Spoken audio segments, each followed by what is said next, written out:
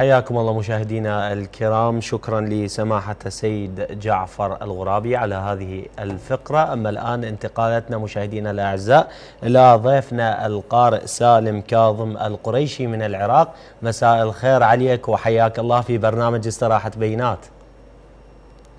يا الله، السلام عليكم ورحمة الله تعالى وبركاته. وعليكم السلام، حياك تقبل الله. الله قيامكم وقيامكم وطاعتكم، وجعل الله وإياكم من أهل هذا الشهر الفضيل إن شاء الله. آمين، حياكم آمين الله. يا رب للجميع. أستاذ سالم، بداية لو أمكن أن نتحدث عن أجواء القرآن الكريم وتلاوة القرآن في شهر رمضان المبارك وأبرز النشاطات القرآنية الموجودة يعني اللي شاركتم بها.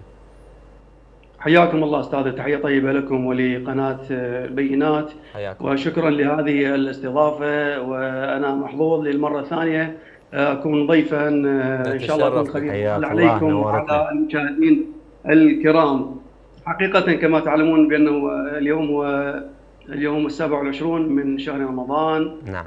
وبدأ الحزن التنازلي يخيم على القرآنيون وعلى أهل القرآن، وحقيقة يعني ساعات وتفصلنا عن شهر الله سبحانه وتعالى. نسأل الله أن يختم لنا ولكم بحسن الخاتمة. آمين للجميع إن شاء الله.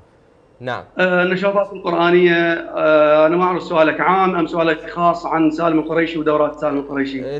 جنابك يعني أكيد اليوم كثيرة هي النشاطات القرآنية، إذا أردنا أن نحصيها فما تكفينا حلقات يعني، لكن جنابك حضرتك شنو النشاط؟ أنا عندي نشاط إلكتروني ونشاط حضوري. النشاط الحضوري عندي الكثير من المؤسسات، لله الحمد. أنا خادمكم نائب رئيس تجمع بغداد الرصافة القرآني، وأترأس الكثير من المؤسسات والروابط القرآنية في بغداد، إضافة إلى العمل الإلكتروني. فأنا مدير معهد الصديقة الطاهرة القرآني، الذي ما شاء الله لهذه اللحظة تجاوزت الختمات الكاملة في المعهد قرابة يعني 600 ختمة كاملة، أكثر من 600. جميل جدا. طيب أستاذ، فقط العمل الإلكتروني هذا. نعم ما شاء الله. طيب أستاذ سالم، كيف ترى اليوم إقبال الشباب على الدورات القرآنية، النشاطات القرآنية؟ والله يا أستاذ، يعني لا نستطيع أن نقول 100% أو نبخس حق الباقين. نعم. ولكن يعني مجمل السؤال، ما شاء الله هنالك إقبال، خصوصا في أيام شهر رمضان، ونتمنى أن يكون هذا الإقبال وهذا الحضور في المجالس القرآنية إلى ما بعد شهر رمضان، يعني مو ينتهي شهر رمضان وتنتهي كل شيء وياه. إن شاء الله. طيب برأيكم الآن يعني أغلب المتقدمين، يعني بما أنه عندك الكثير من الأشخاص اللي يحضرون في الدورات سواء كانت الإلكترونية منها أو الحضورية، شنو يعني وين تشوف النقص الموجود يعني في جانب التلاوة، في جانب أحكام التلاوة وأحكام التجويد، في جانب النغم، في جانب حقيقة جانب يعني جانب أحكام التلاوة والتجويد جيد جدا وانتقاله نوعية. نعم. جانب النغمي أيضا، ولكن الساحة القرآنية تفتقر جدا لدروس التفسير والتدبر. لا توجد لدينا دروس تدبر في القرآن الكريم إلا ما ندر، ولا توجد لدينا دروس تفسير في القرآن الكريم إلا ما ندر. لذلك يعني أنا وبعض الأخوة أنه بالختمات من تمر علينا آية نتوقف عندها نسولف يعني حيثيات الآية، لمن نزلت، في من نزلت، أجر وثواب هذه الآية، تبي تصل الفكرة. جميل. طيب نعم أستاذ سالم، ذكرت حضرتك أنه الساحة القرآنية تفتقر إلى دروس في التفسير. من وجهة نظرك المعلومات في التفسير هل هي مهمة في توظيف المقامات القرآنية؟ يعني لابد القارئ أن يكون على علم بالتفسير؟ أستاذ العزيز، القرآن نعم. ما نزل يعني لربما المشاهد يستشكل كيف أستاذ قرآني ويتكلم بهذا المنطق. القرآن ما نزل للأحكام والأنغام فقط، القرآن هو دستور إلهي. نعم. نزل لتنظيم حياة الفرد والمجتمع. نعم. أما الأنغام والأحكام هي أمور أنا بنظري أنها مكملة.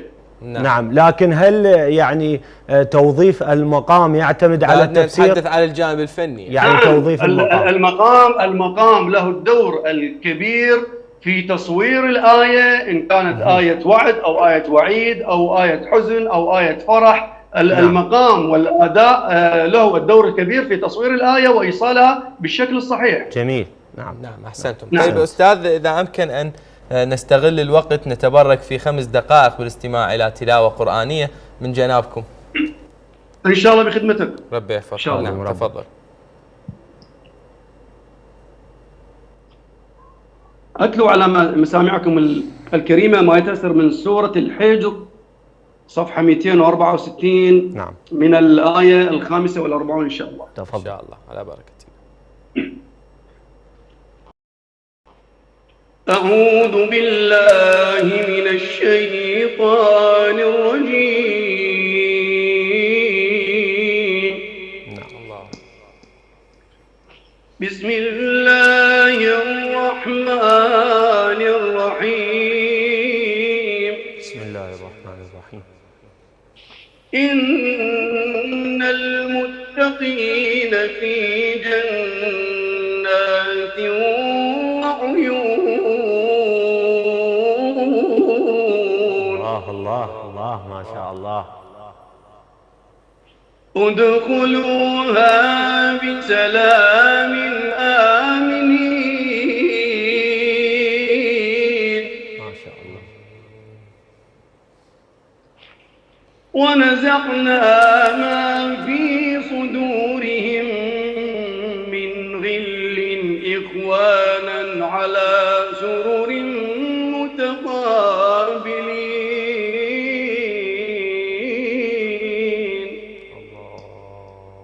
ما شاء الله.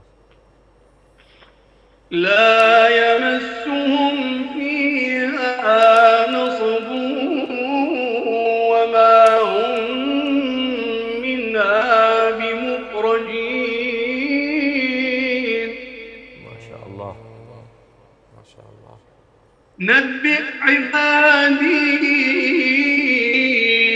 أني أنا الغفور الرحيم. الله.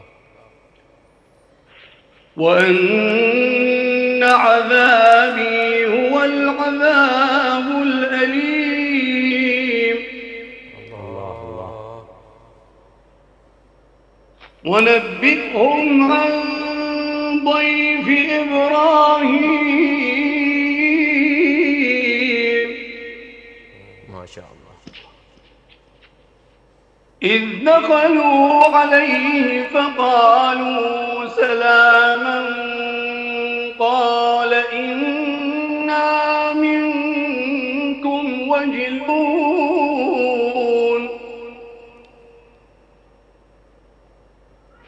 قالوا لا توجل إنا نبشرك بغلام حليم.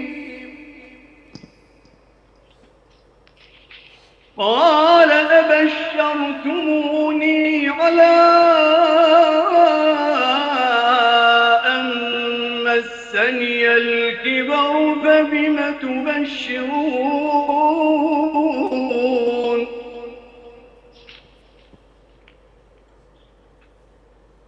قالوا بشرناك بالحق فلا تكن من القانطين. ما شاء الله. ما شاء الله. قال ومن يقنط من رحمة ربه إلا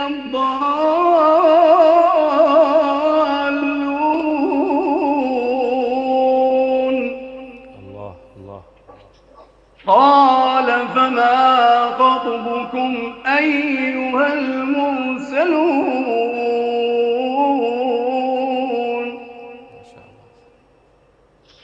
قال فما خطبكم أيها المرسلون. ما شاء الله. قالوا